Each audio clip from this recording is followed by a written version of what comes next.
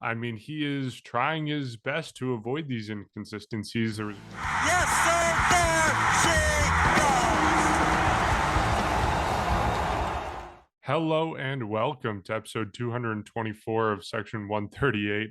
Everything's gone to crap for the Blue Jays in a matter of 3 days. Bryson, Jacob, you're back with us after a couple weeks. Guys, how are you? Yeah, I think it's going to be one of those episodes again, Mark. I guess, well, first of all, both of us clearly were way off with our prediction. Hey, Jacob's wait, wait, back. wait, wait, wait. I was closer than you, though. You were, but at the same time, none of us predicted, I guess, to sweep the other way. And because Jacob's back and we're all happy Jacob's back, and he's the one that believes in jinxes, I guess I'll take fault for reverse jinxing this team this weekend because I predicted a sweep, Jacob. I don't know if you knew that or not, but I will take the fault. And I guess the only good part about this weekend is that you're back with us, and welcome back. I mean, I couldn't have picked a worse series to come back for. Like, you would think that after how long was I gone? 3 weeks, I'd actually want to watch the team. And I did. I watched almost every game, but then I was like, okay, there's no point. Towards the end of that week or towards the end of the series, I was like, this is getting sloppy. But I'm happy. This team, at least they're still home. They're still at home. They have they can rebound against another pretty bad team in the Cubs, but we'll get into it later. This team, the only thing consistent with them right now is their inconsistencies, and it's likely killing them right now. Yeah, I mean, I don't think there's any more perfect set of 9 games or 10 games to describe what the Toronto Blue Jays have been in 2021. You take 6 of 7 against the Yankees and the Red Sox, including what basically amounted to total domination over the Red Sox over a 3 game set, including two very big extra inning wins. And then you come in against a team that's 15 to 20 games below 500 and you get swept, and you not only get swept, but you only score 3 runs over the entire series. You have 17 hits. You go 1 for 19 with runners in scoring position, and you only hit 1 home run. That pretty much defines the inconsistency of the Blue Jays this season. It's been frustrating to watch. And of course, I guess we can start here. Why are they so inconsistent? Like, I don't know if that's a question anyone can answer. Obviously, not the Blue Jays, because right now, they obviously don't know how to fix the problems, but this has been a problem all season, and we don't see other teams, at least other good teams, go through stretches like these. So why do the Blue Jays specifically struggle so much to put a consistent product on the field? See, I think one of the things that we need to look at is we knew that this team was going to be offensively driven, and to some extent they are, except not in this series where they scored like 3 runs in 3 games. But I think part of the issue here is you're looking at who you have on the field in terms of your position players. Not everybody's healthy. We know Springer's finally back in the outfield. You're looking at Hernandez missing a few games after the foot, but or even with Kirk too. I wanted to mention him. He's catching a little bit more than usual because of that DH spot being taken. You have so many good players who can hit the ball like independently. They're all really good hitters, and you would want them on your team. But after seeing this series, coming back, finally getting to see things and not just listen to it, I can see that this team, it's almost as if they're trying to do too much. And plenty of opportunities today in the series finale. They had the like 2 men on multiple times, couldn't get a single run out of any of those things. They didn't get runs till the later innings of the games, but they had many opportunities back when it was only 2-1 or 2-0 or 3-0 at that point. They have the ability to out hit the opponent. They're just not doing it, and it seems as if they're almost trying to do too much. And even today, you're looking at Springer 1 for 4, Guerrero 0 for 5, Gurriel, he's been great in that 3 spot, 2 for 5, but then Kirk 0 for 4, Bichette actually had a good game, 2 for 3, but it's the top of your lineup. Or I mean, the lineup's been shifted so much now to the point where the guys that you expected to be at the top of your lineup are not even there anymore. Like Bichette's down in the bottom of the lineup. Matt Chapman had a great start to the summer, kind of cooled off a little bit, but still performing the way you'd expect him to. But it's not the offense is not being as good as they've expected it to be. And that's kind of been a thing all season long. Like, yeah, they've been good at times. They're obviously still, I believe, 9 games over 500 or 10 games over 500. So they're still a good team.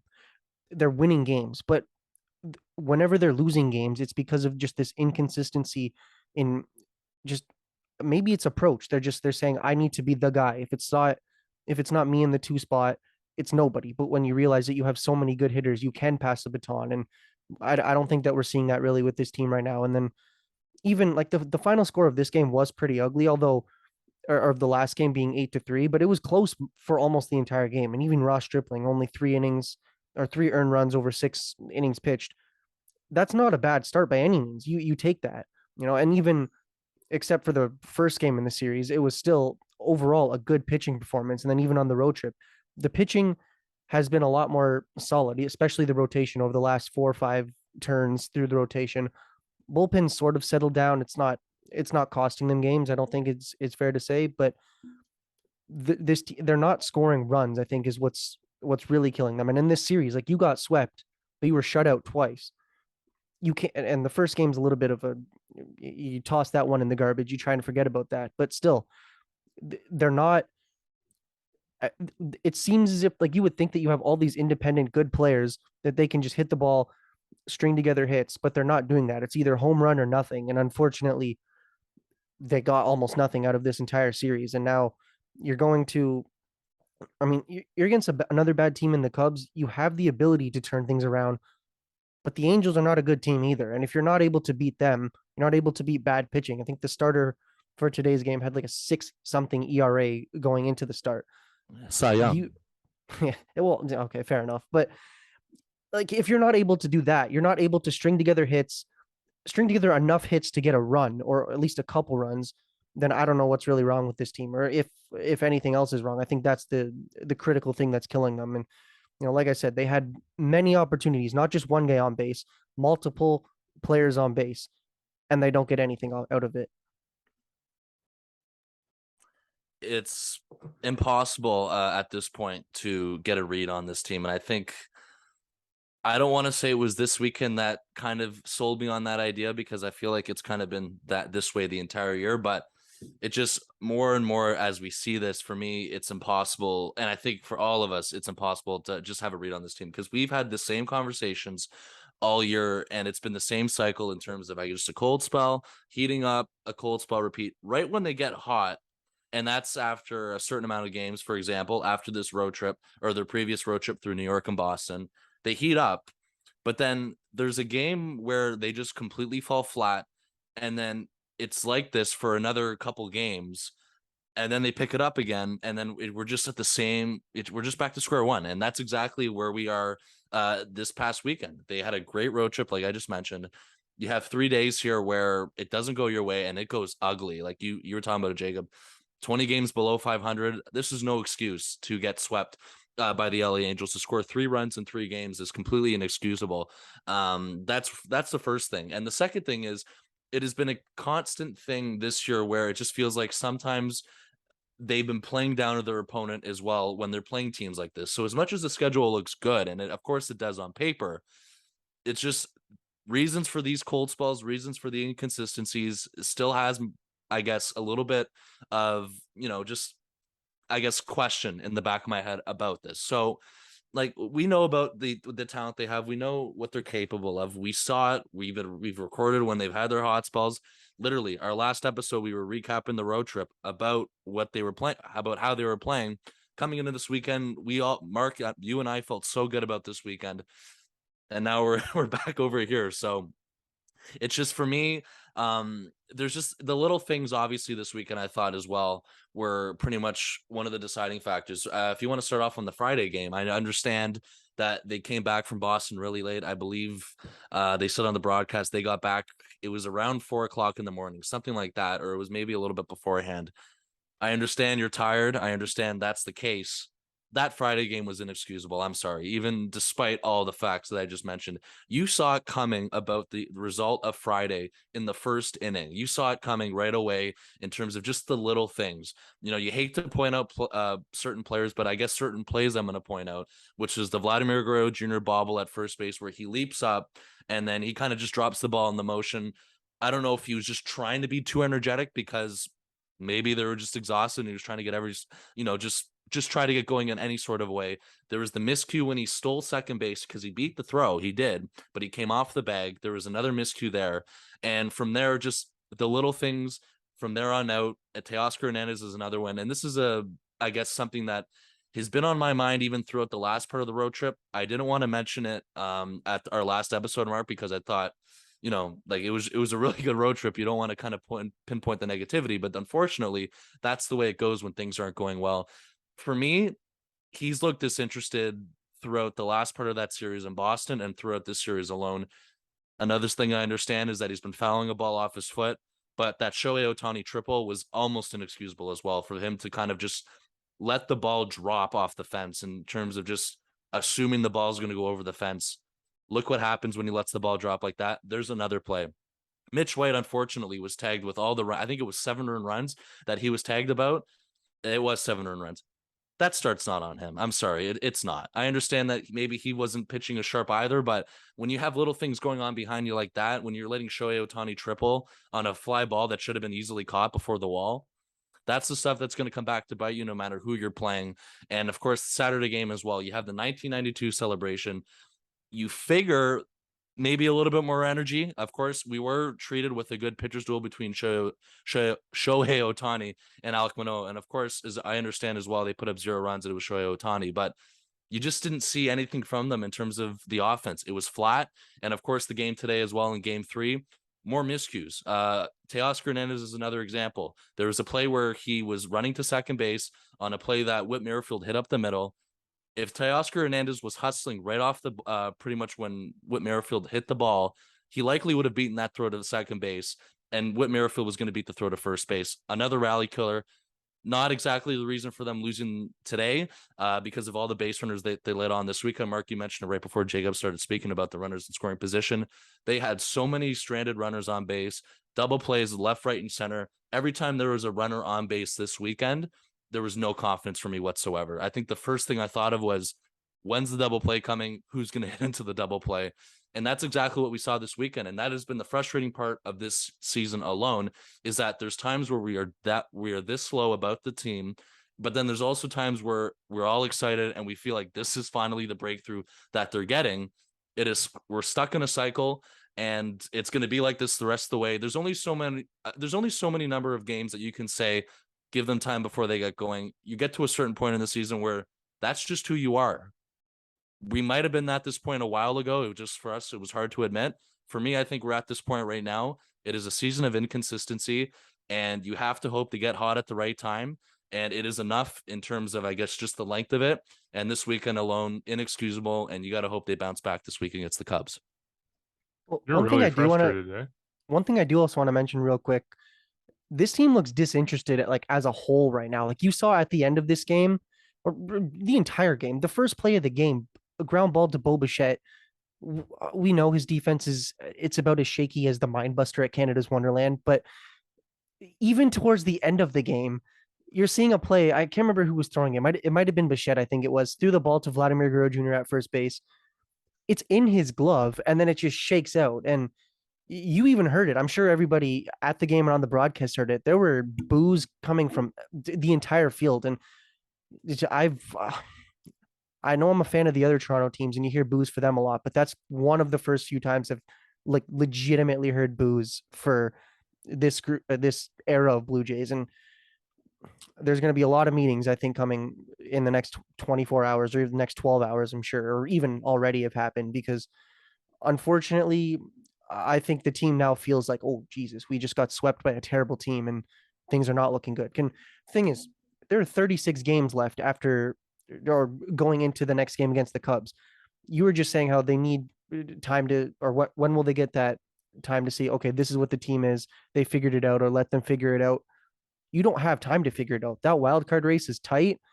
You need to have your stuff figured out now. And the team, it doesn't look like it's in a good place. And I mean, we could be the complete opposite in 3 days after a sweep against the Cubs, but it's not going to work. This team cannot consistently be so inconsistent. Glad to have you back, Jacob. Within the first 15 minutes, we got a comparison to the Leafs and a crazy analogy that made no sense. We miss you. Good to have you back on the pod. But yeah, both of you sound really frustrated. I don't know if I'm that frustrated. Maybe it's just because I've already come to terms with the fact that this team is never going to consistently win and never going to consistently lose. Like I said at the end of the last podcast, the highs are never as high as they look, and the lows are never as low as they look. And that's certainly the case with the Blue Jays. You can go on a 6-1 stretch. You can win 9 of 10 like they did earlier this year, a couple months ago, or I guess a couple weeks ago at this point. And then you can go on to play terribly. Like it's just the nature of this team. And to answer the question of why it's happening, I don't know if there's an easy answer to that. You asked us 2 months ago, and maybe the answer to that is Charlie Montoyo. Charlie Montoyo is no longer on the team. Now it's John Schneider. And I mean, he is trying his best to avoid these inconsistencies. There was a quote that was interesting from him after today's game. He said, quote, "Look at the standings and understand that every game is important. 3 hours out of your day needs to be completely focused on trying to win. That's the goal moving forward."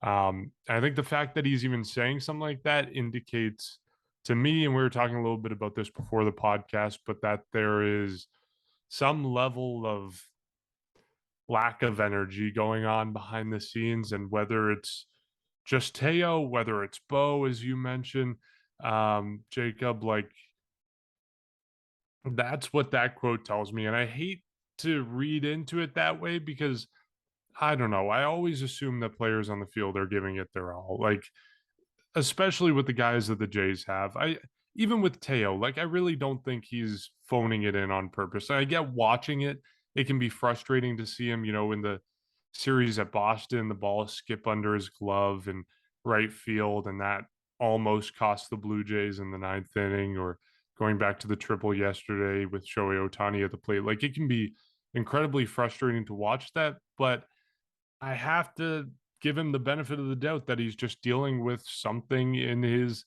left foot right now. He's fouled 2 balls off it in the past week. So I I don't know. I don't want to criticize the energy level that these guys are giving because give them the benefit of the doubt. I think they're trying, but maybe it is a case of them trying too hard. Maybe it's a case of the dog days of summer getting to them. Who knows? It's it's baffling to watch this team day in and day out be so inconsistent and really have no answer for it. And I guess this is a theory I have. I don't know how much I believe it as opposed to, even other people believing it. But we talked about this a little bit before the season started about the Blue Jays trying to get kind of we were talking about with the left-handed bat and trying to get a veteran guy on the team. And I know one name that I had brought up was Stephen Vogt because he was on the free agent market. And this is something that came up at the trade deadline as well when Charlie Montoyo was fired, was there is really no veteran voice in this clubhouse. Like, yes, there's George Springer, but he's not the kind of, I'll use the Marcus Semien comparison. He's not a Marcus Semien. Like, yeah, he puts work in, he does this stuff, but he's like, I don't know if goofy is the right word, but he's like lighthearted. He likes to play around. Not that there's anything wrong with that. I think there's a place for that on the team. But you look at some of the other veterans, like Kevin Gosman seems quiet and not really, leading the team in the clubhouse. And Alek Manoah is young. And it just strikes me that they don't have an older guy in the clubhouse to kind of fill in the role that Marcus Semien did. Be kind of that counterbalance on the seesaw of, yeah, let's have some fun down on the far end of the dugout in the barrio, and let's, laugh and enjoy playing a game because that's what it comes down to. But at the same time, let's take it seriously and try to have a level of consistency here. So I wonder if that's the factor that the Blue Jays are missing. Again, I don't know if I fully believe it or convinced of it regardless, but that's one of the theories that I've had for a little bit, kind of going back to when Charlie Montoyo was fired, as to I think they're kind of missing that veteran voice right now. And I think it'll be interesting this offseason to see if they pursue someone like that. It's a good point. I mean, we know we've seen this pretty much the last couple seasons, but especially since they came to Toronto, this is a very fun team. It's a team that loves to enjoy what's going on, but at some point you have to realize that this is your job. You do need to go out and win games. And I don't know.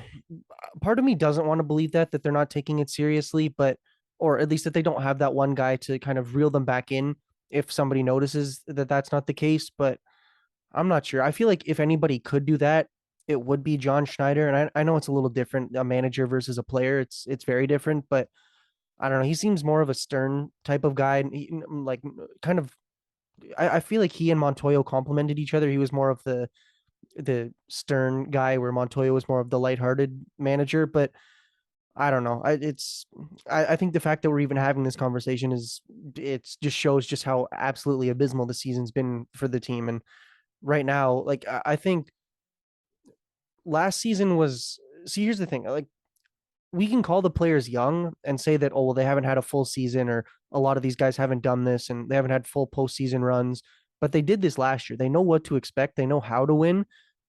I think the onus should be even on some of the veterans, if you will, in quotations, like the Guerreros, the guys who have been here a little bit longer, not crazy long. And I mean, he even played half a season 2019, half a season 2020.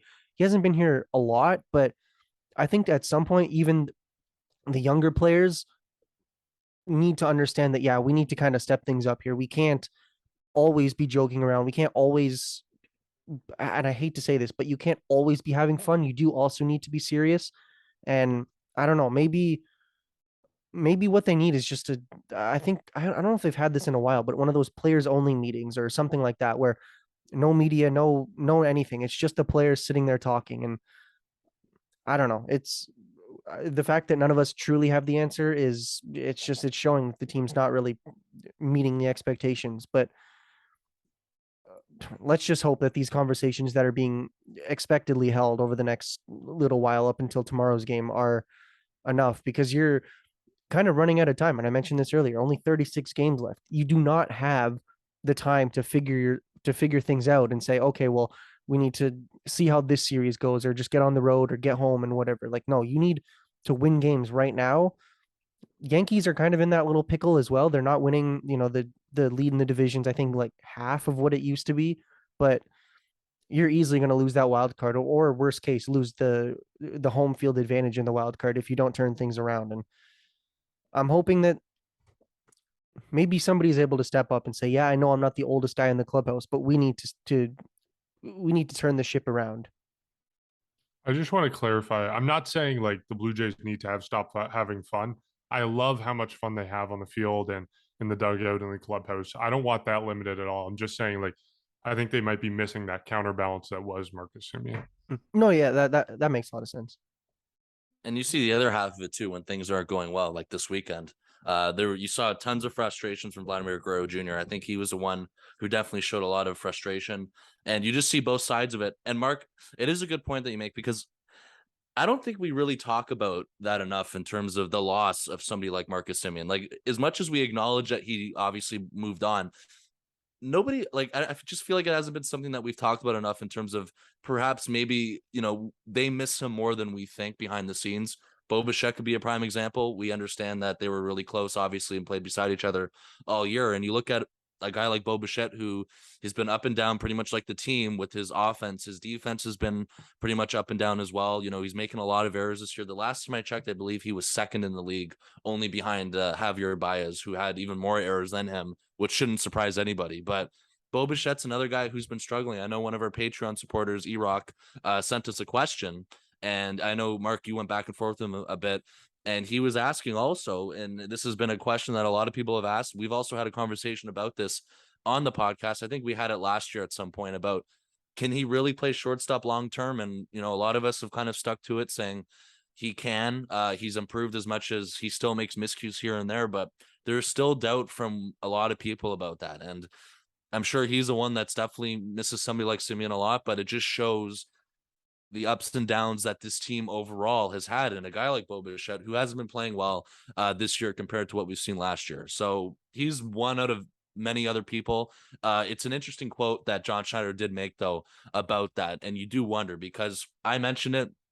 I don't know if, of course, I don't think he's trying to do it in terms of somebody like Teoscar Hernandez, but it just, when you look at it from TV, it just feels like he's been disinterested the last handful of games. And perhaps that foot's really bothering him. Again, we don't know what's going on behind the scenes in terms of it's a mental thing, if it's his foot and it's kind of holding him back. A lot of people bringing up the conversation that if his foot is truly hurting him that much, Why is he in the lineup? And I think that was a question also that Joe Soto brought up today, because he was another one when that play happened on the Sunday game with running to second base. He was the one that did seem pretty frustrated as well when they kind of cut to Blue Jay Central right after that inning ended, and kind of just showed how it was inexcusable, and it was another way that the Jays costed runs. And Mark, you talked about it even before you started talking right at the beginning, how you weren't as frustrated as Jacob and I, and perhaps you're the smart one in terms of, just coming in terms of the expectations. But, it just feels like majority of us, and clearly today, Jacob and I included, the frustration's high because of the certain reasons. I'm not going to go over everything again, because again, we've had the same kind of cycle all year around, because we know what they can do when they're good, and we know how bad it gets when it's at a level like this. And we know how quickly it also can change. Again, you go back to this episode or last episode, you come to this episode, and you just feel the difference of the team. That's why the frustration for me is there. You also mentioned it, Jacob. The Yankees continue to kind of be average. The fact that as much as they have made up a lot of games, if the team was consistent, they'd be making up even more than what they have been. They could easily be, and this is not a hot take, they can easily be within 5 games right now if they cleaned up their act, if they were more consistent. You look at this weekend, you basically lose the 3 games that you had on Boston last week in terms of the sweep. The Seattle Mariners are now past you. The Tampa Bay Rays, I believe, are a game or 2 ahead of you now in the wild card race. The Baltimore Orioles have gotten closer. This is kind of going to be a neck and neck thing. We understand what the rest of the way looks like in terms of the wild card race. I understand you can also make the argument that the division race is over for these reasons of being inconsistent. I think I've moved past the division now at this point. And for me, even, I don't want to go full on panic attack here, but for me, the top wild card spot for me was always the priority in terms of this is what they're going to do. This is what they have to get. Of course, that's still there for me, but at this point, because of the ups and downs, and because I'm still trying to adapt or just come to the realization like you have, Mark, I'm not there yet. I don't know why. It's just me being being over passionate with it and just being frustrated. For me at this point, no matter what wild card spot it is, get in, hope for the best, and hope in those 3 games, best 2 out of 3 games, they're at the point where they play really good baseball, because we've seen it, we haven't seen it. That's where I'm at right now. I think even the next time they get hot, I don't want to fool myself, because of course we all know that's going to happen again. We all know they're due for a hot streak. It's going to happen. It's been happening all year. And the question now is how much longer until that happens? And hopefully again, it's this series against the Cubs, but it was definitely interesting to hear somebody like John Schneider bring up, just being interested and, being committed for those 3 hours, because a team like the Seattle Mariners, they're doing it. A team like the Tampa Bay Rays, they're doing it. That's another team this weekend where if the Jays played well against the Angels, you win 2 out of 3 or you sweep, you gain a couple games on the Rays after the Red Sox took 2 out of 3 from them. So you just see these little things happening, especially with the other teams playing in this wild card race. And the fact that you can't take more advantage of it than you are, that's just what makes it frustrating for me. So that's where we're at. And we'll see. But it's just in terms of that, in terms of the up and down season, that's basically what's been happening. And it's just, especially to a team 20 games below 500, it hurts. It hurts to do that in your home field. It hurts to put up three runs in a series. But we understand they are going to get hot again. Our moods are going to change again. That's just the way it's been this season. And like I said, you got to hope it happens at the right time. And that's going to be in October at this point if they get in, which it still seems good, but you never know. This may be a hot take, and I may be talking nonsense, but I'm going to say it anyways because it's sports talk. The Blue Jays might be better off in the 3rd wild card spot than the 1st or the 2nd. Ooh. And hear me out. I know it means that they're not hosting a wild card series, but it means, at least the way things shake out right now, they're playing in the 3rd wild card spot. They're playing the winner of the American League Central. And right now, that's the Cleveland Guardians, who are 67 and 59. And I think everyone would admit that they are a worse team than either the Seattle Mariners or the Tampa Bay Rays, who right now are ahead of the Blue Jays in the wild card standing. So yes, you're on the road for those 3 games at Progressive Field, which, to be fair, is not that far from Toronto, so could work out in the Blue Jays' favor. But I'd almost rather them play Cleveland in a 3-game set, even if it is on the road, then play Tampa Bay or Seattle in a 3-game set. Although Seattle, I think, could be fun just because of if it is hosted at T-Mobile Park because of the home field advantage, Western Rogers Center, that type of thing. But to be honest, I think there's a case to be made where the Blue Jays are better off in the third wild card spot than the second or first. What do you guys think? It's actually a good point. I mean, I like it. I mean, Cleveland's obviously not as good as the other teams that they would play. Uh, at this point, I mean, it's tough. I think the Blue Jays, I think they have the ability to beat any team, but at the same time, they also have the ability to beat themselves. And we've seen that over the last 3 games, and we've seen it all season long. And if you're talking specifically matchups, I think that does make a lot more sense. And it would suck to not host it. I mean, you guaranteed, unless you win that series, do not host a single playoff game, but wouldn't be a bad option. I think it would be. I think seeing Cleveland would be a bit of a better option. Although the one thing that we do need to worry about right now, surprisingly, is the Baltimore Orioles. I think you guys have mentioned that in my absence, but the Orioles are kind of they're kind of taking the Blue Jays and they're giving them a little bit of a scare right now. And this division, well, the division specifically, but also the wild card and just the entire American League is just extremely tight. And you're at that point where it's going to be a game of like I guarantee you there's going to be half a game separating teams in the playoffs or for seeding. And every at this point every single game counts. And I think if you're looking for matchups, yeah, it's very unpredictable in terms of wild card. If you're first or second, you have no idea who you're going to play at this point. But if you're third, it makes, or you have an idea, I shouldn't say that, but if you're third, it makes a lot more sense to play Cleveland and kind of prepare for that. Yeah, I'm not saying the Jays should purposely lose games so they hold No, on no. to that third wild card. I'm just saying like there's a silver lining in it. And the thing is, too, there's no game 163 this year if there's a tie. It goes based off of head to head. We know the Mariners have that on the Jays because of the sweep that they had during that disastrous road trip. And of course, the Jays still got to play the Rays. So there's still meaningful games down the line. And look, I completely understand your point. And of course, like you were saying, it's not like they're trying to get to third. Of course, the idea of hosting the wild card series is pretty appealing in terms of having the home field advantage, giving obviously us three the opportunity to go along with many other people. Like just watching playoff games alone are a blast to watch, going back to the days from 2015, 2016. But it's just for me, I don't know. Again, this is a personal preference thing. And this is just the way I've been thinking, is that I've been fixated on that first spot. But because of how close it is, because of how unpredictable really this team is in terms of performance, I've decided to open up and be open more to the idea of, at this point, getting in. And even if you're the second team, we know that you got to go on the road to the first team. And if you're a third team, perhaps you do match, well against a team like Cleveland or a team like the Minnesota Twins. We know that, it's hard for me to say, look, the Jays didn't play Cleveland well this year, or they didn't play Minnesota well this year, because guess what? When they played those two teams, or at least recently, the Jays are on their downswing in terms of their low level of play. What's going to happen if they play on their peak of their play?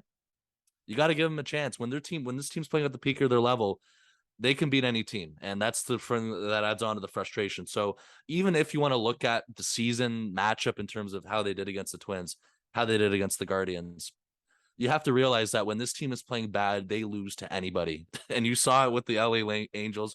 And unfortunately for me, it definitely gives me a little bit more of an optimistic look in terms of, yeah, if they can catch fire at the right time, there's no reason why they can't beat the Cleveland Guardians. There's no reason why they can't beat the Minnesota Twins. I'm fine with that, honestly, as well. So we'll see what happens with that. And we know that the Central is going back and forth because basically the East and the West are pretty much locked up in terms of the Astros and the Yankees getting the bye week, or sorry, the bye series. I'm used to saying it in football terms. The Central's not, and that's why. A team that can also be streaky is a team like the Minnesota Twins. Honestly, they've been a team that can go up and down as well. The Guardians have kind of been up and down as well, but over the course of, I guess, just the last month is when they really turned it on. I know over the last 10, though, they've kind of slowed down a bit, going back to 5-5. So they're in a neck and neck fight with the Minnesota Twins with that one. So perhaps you feel more comfortable playing a team like the Tampa Bay Rays. First of all, if you're not the first seed and you're playing the Tampa Bay Rays, no chance. There's no chance that you feel comfortable going to Tropicana Field. And we saw that in 2020. We've seen that pretty much in all the franchises' existence. When they play there, you have no optimism in terms of them winning a series. Would you rather play those two teams as well rather than going to Seattle? But again, the home field in Seattle, you see what I mean? It's very tricky to just say what you rather have. But Mark, I do think you make a good point, and I understand what you're trying to say about if they come third, it's not exactly the end of the world because, hey, perhaps they match up better like against a team like Cleveland or a team like Minnesota. I see what you're saying, and at this point, hopefully, and at this point again, I don't care who it is, get in, as long as you're not playing the Tampa Bay Rays in Tropicana Field. Yeah, that's the worst case scenario. But to be fair, like what you say, like to some extent, I don't think it matters who the Blue Jays are playing. It just matters how hot they are. Because as we've seen this season, time in and time out, if they're hot, they'll beat any team on the face of the planet, no matter how good it is. And basically, to say it's the Blue Jays when they're hot, they're the best team on the face of the planet. But when they're cold, they will lose to anyone and everyone. So, yeah, I think to some extent, it doesn't matter who they're playing. It just matters how hot they are when they go into the playoffs, if they go into the playoffs. But I think there is a silver lining if they come in third. So obviously not what you want to plan to do. It'd be great to get home field advantage and be able to play in front of the home field crowd at the Rogers Center. And of course, gain a little edge in terms of vaccination status and perhaps other teams losing players that are unavailable. For example, if Seattle is coming to the Rogers Center to play, they're not going to be able to have Robbie Ray start game 1 or 2. If Tampa Bay is coming to the Rogers Center, they're going to be missing some of their relievers. I think if I remember correctly from when they came up earlier this season. So there is a benefit to it. There's bits and pieces you can pick from wherever the Blue Jays end up that could be a benefit either way. So it'll be interesting to see. And certainly we're not counting on the playoffs yet because it's still very much up in the air. While we're talking about the Seattle Mariners, I do want to bring up Julio Rodriguez. He signed a contract extension this past week that is the talk of the baseball world, mostly because it has the potential to be the biggest contract in North American pro sports history. I think it's $470 million is what it can get up to. Of course, it's a weird contract structure. I think it's only $210 million guaranteed. There's a bunch of team options, a player option, and escalators depending on where he ends at MVP voting and all that sort of stuff. But bottom line, Julio Rodriguez, Seattle Mariners signed an extension. I think this is interesting when we talk about the Blue Jays because there has been seemingly a trend the past few years. Look at Fernando Tatis Jr. ignoring the quality of whatever the deal looks like right now. The Padres signed him to a deal when he just came up to the majors. Julio Rodriguez, he has, I think it's something like 430 major league at bats, and he's already got $210 million guaranteed for the rest of his career. So the question is, I know we're running out of time here, and I know this is a big question to ask, but did the Blue Jays miss the boat in extending Bo Bichette and Vladimir Guerrero Jr.? Because they have, at this point, waited until they're entering arbitration. Is that too late to offer these guys contract extensions, or are the Blue Jays being smart and just waiting to know what they have? Like, we don't know how the Julio Rodriguez deal is going to end up. We have a general idea of how the Fernando Tatis Jr. deal is going, and we don't know how it's going to end up. But obviously, you look at the motorcycle crashes, you look at the PED stuff, like that deal so far has gone very badly for the Padres. So there's two different sides of this that you can look at. Should the Blue Jays have made an effort to extend Vladimir Guerrero Jr. and Bo Bichette before they became the players that they are today? Or is the front office being smart by waiting and learning a little bit more about what they have on their hands before they commit hundreds of millions of dollars towards these players?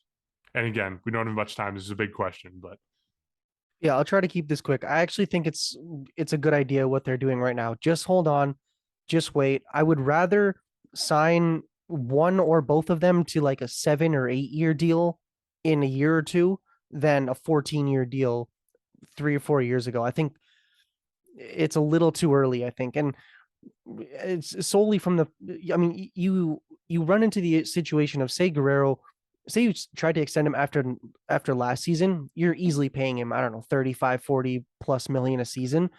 Obviously he's not performing to the same extent this season, but you still have him on your team no matter what. But I think it's it makes sense to see what you have. Go through five at most of those 6 years that you have of team control, and then you extend him or you do something with him. Because we talked about Bo Bichette a little bit earlier. I've heard a lot of rumblings. Now, this is completely speculation. Nothing is official, but I'm starting to hear a lot of people say this that maybe he's not the shortstop of the future for the Blue Jays. I don't know how much I buy this, but all I'm getting into is it makes sense to have as much information on these players as you can before you go out and extend them for and not even an extended period of time, like a decade or longer. Like that's a lot, but I would like to see both of them back or get 100% one of them. I'm not going to say which one I prefer, but I would like to see both of them back. But it makes sense what they're doing. And realistically, it's not just Guerrero, it's not just Bichette. You do have other players that you're going to have to deal with in the next couple of seasons too. So I like what they're doing right now. If 2023, 24, we still don't have any news or any type of extension for them, whether it's 14 years or 5 or 6 or 7, then I'll start to be a little bit concerned. But I'm not with even without hindsight. Right now, I can say that what they're doing is the right move, and I'm sure that there are conversations, and I'm sure there are things going on, and there's planning right now. But going out and saying, "Here's 15 years, 300-400 million dollars right now," when you're just barely 20 years old or barely into your 20s, to me that doesn't really make sense. Jacob with the scoop in terms of what he's heard from rumblings. I like that. I like reporter Jacob. But it honestly, I agree with you, Jacob, in terms of I think they've waited long enough, or they've waited, they've taken their time to do it, and they've waited because you want to look at a prime example. This is a guy who's been pretty much slammed by everybody, and I guess I'll join the train because I completely agree with what they've been saying. Is Fernando Tatis Jr. When you show immaturity like he has, and when you have shown taking substances and essentially lying about taking it, pretty much what people believe, and it's kind of hard to disagree with that because that's usually what happens when you test positive for a PED. That's what happens in terms of the state of a contract. And when you look at it, it's hard for you to commit that much. And you said it right now, that contract with Fernando Tatis Jr. looks ugly. And the damage that he's done on his reputation, his career, it's something that, hopefully he can recover from. But at a young age, he's done a lot of damage. I think recently Adidas dropped him in a sponsorship. So that's example number one where it doesn't look good. Example number two, though, I will say, is a guy like Ronald Acuna Jr. Alex Anthopoulos committed to him when he was young, and you're pretty much paying him, I believe it's $12.5 million a season through 2026. For a guy with that value, that's pretty good. I know he's coming back from a torn ACL, and his power still hasn't exactly caught up to him, but you still like the feeling of the way that contract's looking the rest of the way. So those are the pros and cons of it, because if you sign him early, you might be able to save some money. And if you wait, the value could go up. And I think for Vladimir Guerrero Jr., the best thing that he did, or at least I don't know if he was offered anything, but the fact that he's waited probably has helped him because of the slow start that he had. I will say this, and this will definitely be, I have a feeling that we're going to start seeing stuff in terms of reports and stuff in the offseason. I will say this. I think this offseason, it's time to do it with Vladimir Guerrero Jr. I'll say that with you guys. I think it could be a conversation. It feels like rumblings are starting. And I think for me, on a wish list or a bucket list for an offseason, I know there's a lot to improve with this team, no matter how good they do this year. Extending Vladimir Guerrero Jr., I think something it's time for me, or I think it's time for them to commit to. With Bo Bichette, I don't know either. I know, Jacob, you had your rumblings that you've heard, and I think Buster Only actually went on TSN 1050 this week, and he said if he was the Jays, maybe now's the time to explore the trade market for Bo Bichette. I'm not saying I agree with him. I don't know how committed or how much they'd want to commit to Bo Bichette right now in terms of long term. I don't know. But for me, I can wait with Bo, but with Vladdy, I think this offseason, I think they should get something going. And you see it. You've seen young guys get paid. I mentioned Acuna, no matter what you think of Tatis, he got signed early. Julio Rodriguez is a guy that has less than a year of service time, and he already got committed to for basically, like you said, no matter how complicated it is, he's going to be a Seattle Mariner for a really long time. And the fact that these young guys are getting paid, you wonder if Vladdy is getting urgent with it. I don't know. I know that he said this probably going to be an off-season thing, and he isn't a guy that handles it. So I don't know how much of a say he has during the season. It definitely was shocking that this was pretty much agreed to during the season with Julio Rodriguez. It kind of came out of nowhere, like you said, Mark. It was just a random Jeff Passan tweet that came out of the blue. So we'll see what happens, but I guess that's not a hot take for me. I don't think it's a hot take at all, but I think it's something for me on a wish list this offseason where we have our offseason conversations. We have nothing to talk about. I think that's something that I would like to get done. And I feel like it's just this offseason is going to be the start of when we hear stuff about extensions with Vladdy. I think we're getting close to it. Let me just say, if Bo Bichette leaves this team right after I get his jersey, I'm never buying another jersey because every time I get one. But you said you heard rumblings. So why Okay, would you buy the yeah, jersey? You know because more I than we bought this do. before. Anyway, moving on. Well, Bryson, I agree with you that this is the time to sign Vladdy, and I think my reasoning is different than yours, but this isn't a good season for him. This is a bad season, and to Jacob's point, if you sign him after the end of last season, you're paying 14 years, $40 million a year.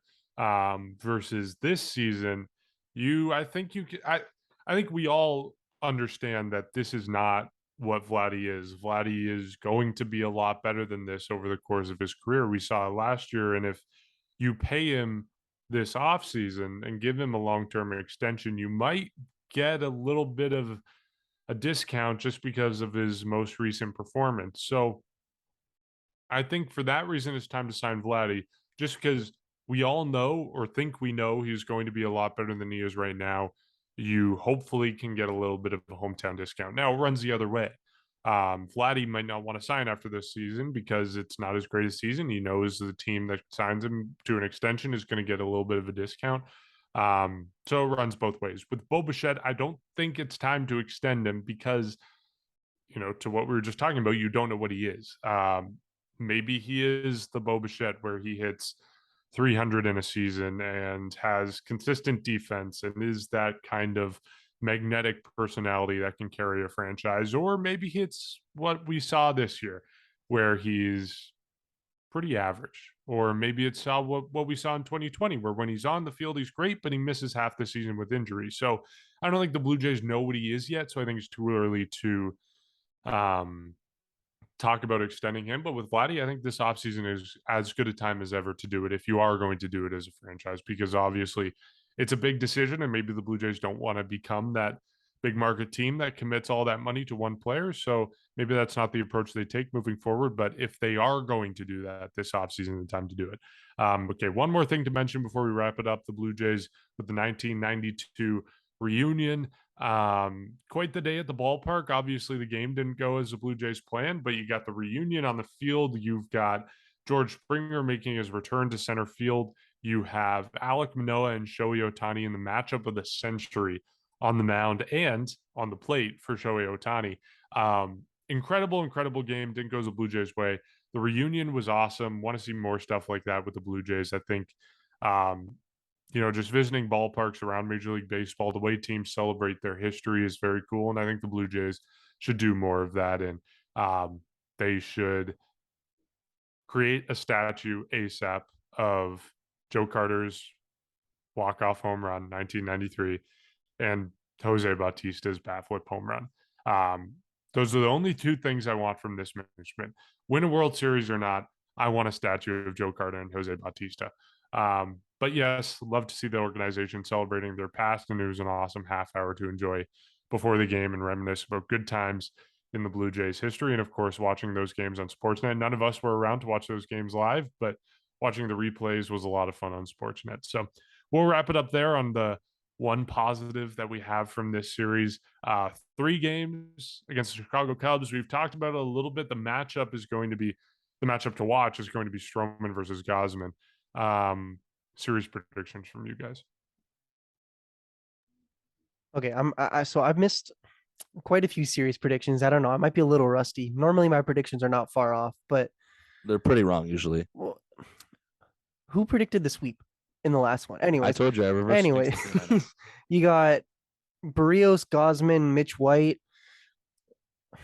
I don't know. Cubs are a bad team. Like they're the same as the Angels. So I think 2 out of 3. If Blue Jays winning 2 out of 3 is best case scenario, I'd love a sweep, but I They're lucky if they take 2.